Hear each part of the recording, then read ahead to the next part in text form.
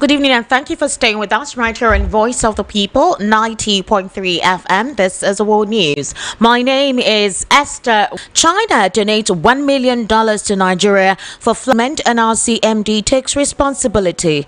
Police rescue 16 kidnapped victims on Benin Lagos Road. Also, in a very recent development, top senator hints that PDP may bring back Peter Obi and Jonathan for 2027 presidential race. Also, Ribadu NSADG announces Tinubu teachers' remuneration, research support, and digital facilities in universities were either overstretched or completely absent.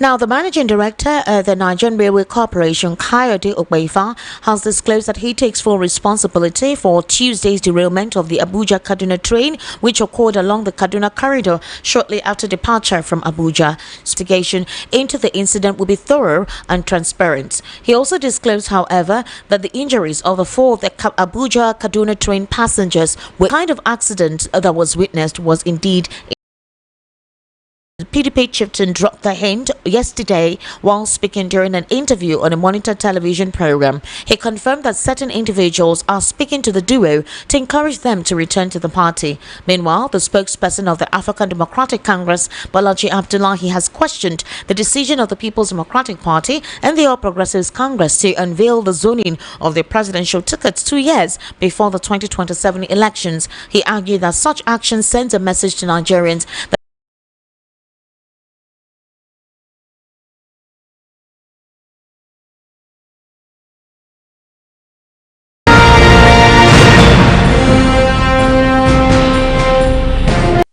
Thank you for staying with us. This is still the World News.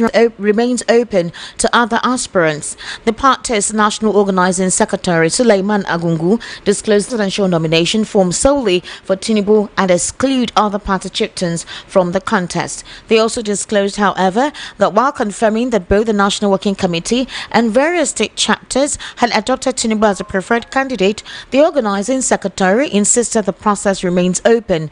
They said, and I quote, it will be the wish of the party that the National Working Committee of the party have already endorsed President Bola Ahmed Tinubu as the next presidential candidate. However, in this recent development, and by extension, other organs have equally done the same thing, govern the country, but it does not mean that the door is closed. However, they stated that when the time comes, the timetable will be made known. Anybody who wants to aspire for the presidency under the APC will not be denied the opportunity to purchase expression of interest and nomination forms to exercise your franchise.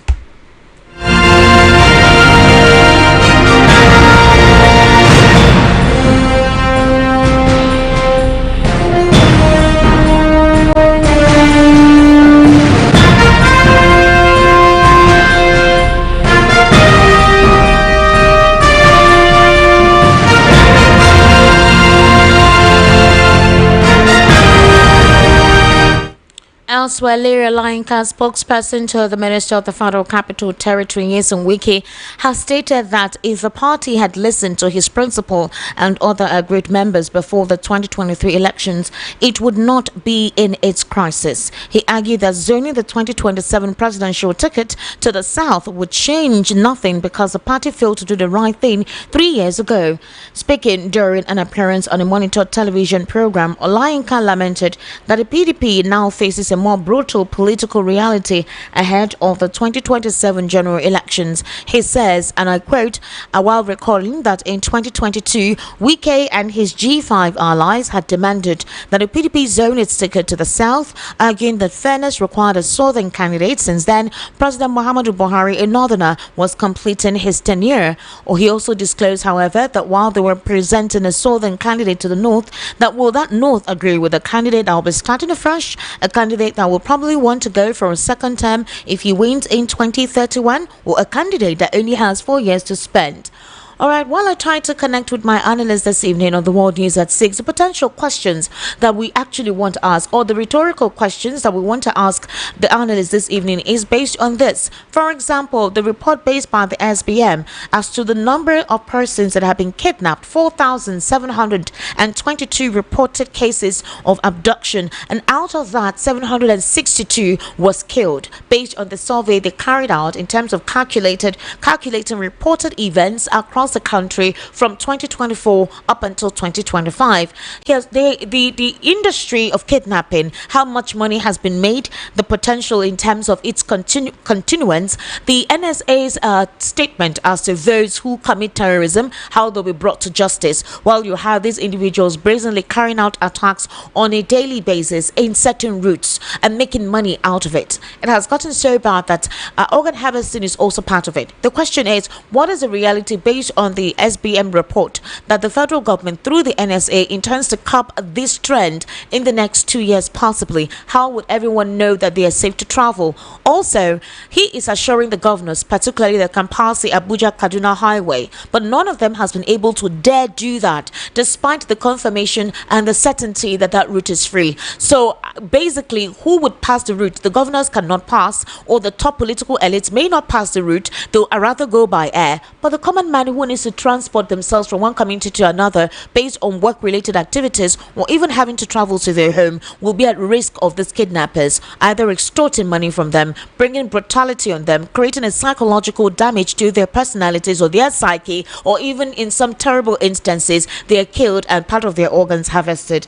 These are some of the questions or rhetorical questions I intend to ask the analyst. Now, speaking about our educational sector, especially the University of Lagos, which will be a talisman based on what was read out in the World News, disclosing how first-class lecturers have actually left the university or the institution.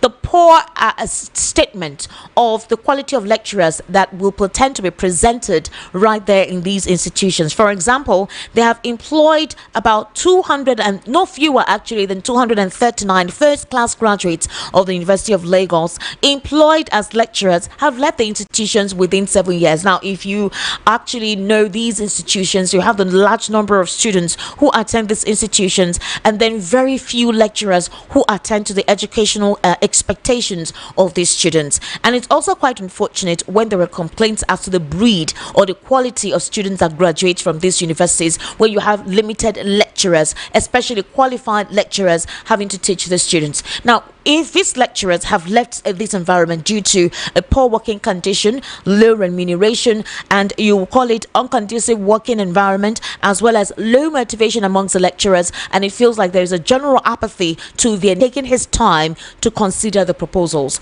A top chieftain within the People's Democratic Party is telling us that they intend to bring in Peter Obi and Goodluck Abela Jonathan back into the PDP since the presidential ticket has been zoned to the south. Segun Sowunmi also disclosed that he had spoken to Peter Obi several times to come back to the PDP, but that he refused to listen, claiming that Peter Obi acts like he is clever and that he is avoiding any form of internal democratic procedures, which includes party primaries, and that if you cannot, or if you run away from party primaries, how do you prove you're strong? How do you prove you're able to handle the affairs in the party, where you expect to go to any party and you're given an automatic ticket? He also made reference to Peter Obi going to the Labour Party, where he was given an automatic ticket and that he couldn't manage the affairs of the party internally. So how is he expecting that the same will happen in the ADC or even the People's Democratic Party? And if there is no, we'll take a very short break, and then when we return, we'll head into stories outside the shores of Nigeria.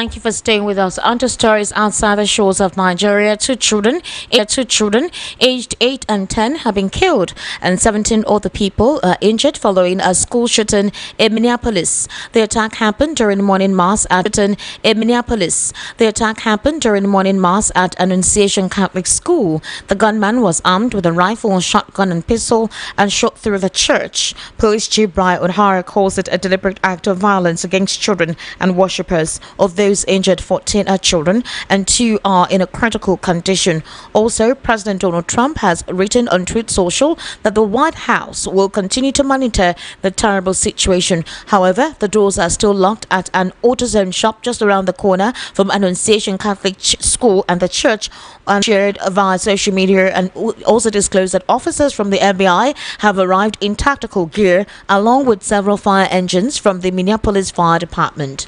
And that's a wrap on the World News at 6 right here in Voice of the People 90.3 FM. Good evening and thank you for listening.